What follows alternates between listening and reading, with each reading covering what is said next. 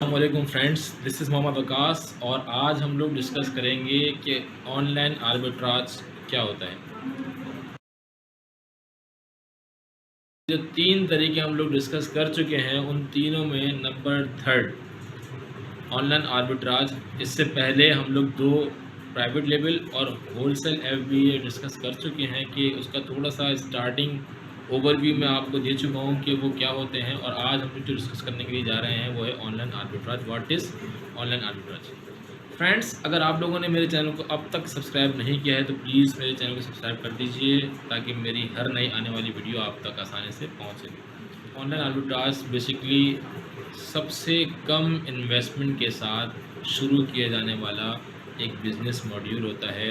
जो बंदा अमेज़ॉन पर सेल करना चाहता है और उसके पास इन्वेस्टमेंट कम है तो उसको ऑनलाइन आर्बिट्राज का रेफ़र किया जाता है कि आप ऑनलाइन आर्बिट्राज से अपना बिज़नेस अमेज़ॉन पर शुरू कर सकते हैं। अमेज़ॉन पर सेलिंग के जितने भी तरीके हैं उन तीनों तरीक़ों में सबसे ज़्यादा इनसिक्योर ऑनलाइन आर्बिट्राज ही है, लेकिन सबसे कम इन्वेस्टमेंट से ऑनलाइन आर्बिट्राज शुरू किया जा सकता है। और ज़्यादातर लोग आजकल जो लर्निंग बेसिस पर स्टार्ट करते हैं अमेज़ॉन के ऊपर सेल करना या अमेज़ॉन को लर्न करना सीखना या अमेज़ॉन पर काम किस तरीके से किया जाता है, तो वो लोग ऑनलाइन आर्बिट्राज का इंतखाब करते हैं। ऑनलाइन आर्बिट्राज क्या होता है और इस पर काम कैसे किया जाता है, इसके बारे में बात कर लेते हैं। ऑनलाइन आर्बिट्राज एक रीसेलिंग प्रोसेस ऑफ बिज़नेस है कि एक चीज़, एक प्रोडक्ट किसी मार्केट प्लेस पर बिक रही है। आपने कंपैरेटिवली चीज़ों को देखना होता है। आपने ऐसी प्रोडक्ट्स फाइंड करनी होती हैं कि जो आपने कम प्राइस पर ख़रीद कर और उसको ज़्यादा प्राइस पर बेचने की तरफ आप जा सकें। मिसाल के तौर पर ईबे से हम कोई प्रोडक्ट $15 की ख़रीदते हैं और अमेज़ॉन पर उस ही प्रोडक्ट को 30 या 25 या $28 की बेच देते हैं। तो ये कंपैरेटिवली कम कीमत में एक प्रोडक्ट को ख़रीदना और उसी प्रोडक्ट को ज़्यादा कीमत में बेच देना, ये ऑनलाइन आर्बिट्राज का तरीक़ाकार है। अब सवाल ये पैदा होता है कि ये कैसे होता है? होता कुछ इस तरह से है कि बहुत ज़्यादा प्रोडक्ट्स ऐसी होती हैं जो सिमिलर मुख्तलिफ़ स्टोर्स पर मुख्तलिफ़ कीमतों में बिक रही होती हैं। कुछ प्रोडक्ट्स एक स्टोर पर सस्ती होती है और दूसरे स्टोर पर महंगी होती है। सबसे पहले आपको प्रोडक्ट को हंट करना है और इस प्रोडक्ट को हंट करने के लिए, प्रोडक्ट को तलाश करने के लिए जो आप टूल यूज़ करते हैं या आपका वीए वर्चुअल असिस्टेंट जो आपने अपने इस प्रोसेस को, जो आपने अपने इस बिज़नेस मॉड्यूल को रन करने के लिए किसी वर्चुअल असिस्टेंट को हायर किया हुआ है, वो आपको कोई टूल्स यूज़ करके आपको प्रोडक्ट को हंट करके देता है, आपको प्रोडक्ट को फाइंड करके देता है।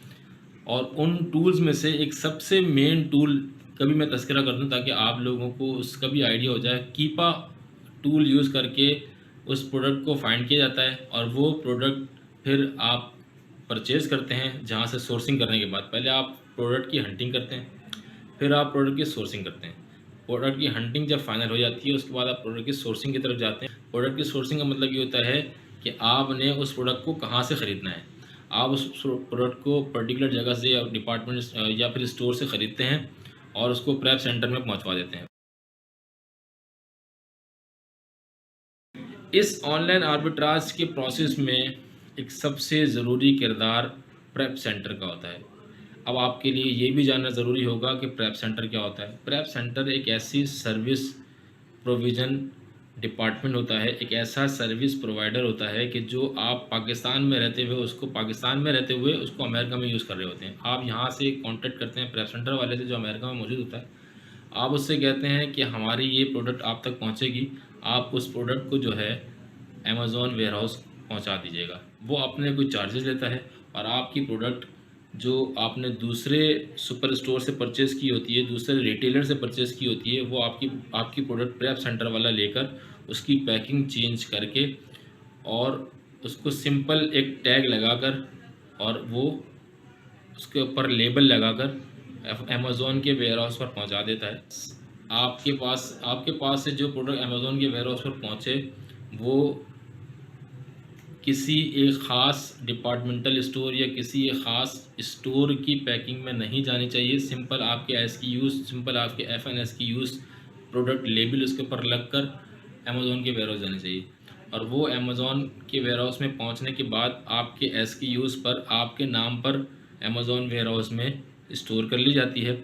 और जब आप इस प्रोडक्ट को लिस्ट कर चुके होते हैं अमेज़न वेयरहाउस में, वहाँ पर जब कभी आपको ऑर्डर लगता है तो जो आपकी ऑलरेडी स्टोर की हुई प्रोडक्ट होती है वो अमेज़न कस्टमर तक पहुँचा देता है। ये कुछ तरीक़ेकार होता है ऑनलाइन आर्बिट्राज की प्रोसेस को अंजाम देने का। आज के लिए इतना ही। बाकी अब हम लोग डेप्थ की तरफ जाने की कोशिश करेंगे, अपनी वीडियोस को थोड़ा लॉन्ग वीडियोस बनाएंगे और हर एक बिज़नेस मॉड्यूल को और उसके ऊपर इस्तेमाल होने वाली छोटे छोटे पार्ट्स को भी डिटेल में डिस्कस करने की कोशिश करेंगे। मिसाल के तौर पे ये कीपर टूल क्या होता है, या और कितने तरह के टूल्स होते हैं जो अमेज़न में यूज़ होते हैं। मिसाल के तौर पे हीलियम 10 यूज़ किया जाता है प्रोडक्ट हंटिंग के लिए, जंगल स्काउट यूज़ किया जाता है प्रोडक्ट हंटिंग के लिए, और इसके अंदर इन इन अमेज़न सेलर सेंट्रल के अंदर मिसाल के तौर पे आप पीपीसी रन करते हैं वो कैसे करते हैं, हम लोग कीवर्ड रिसर्च करते हैं वो कैसे करते हैं, हम लोग प्रोडक्ट की लिस्टिंग करते हैं, लिस्टिंग ऑप्टिमाइजेशन करते हैं, कंपैटिटर एनालिसिस करते हैं। ये सारी चीज़ें क्या होती हैं हम लोग इंशाल्लाह वन बाय वन चीज़ों को देखने की कोशिश करेंगे, ना कि ये कि सारा कुछ एक ही वीडियो के अंदर मैं आपको पहुंचा दूं।